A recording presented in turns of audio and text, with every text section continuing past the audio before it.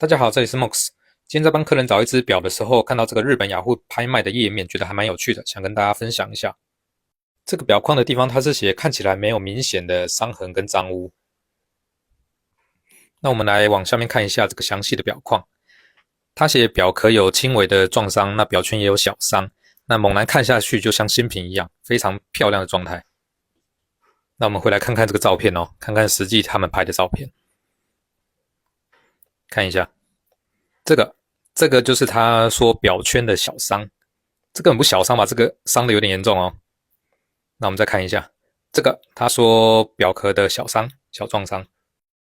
当然，每个卖家对于新旧的标准会不一样，所以这个也没有对错啦。那我想表达的是，我个人对于新旧的标准是非常高的，所以你们可以放心的请我们来帮你们找表。手表的品相跟真伪，我一定严格帮你们把关。OK，等你们私讯，就这样，拜拜。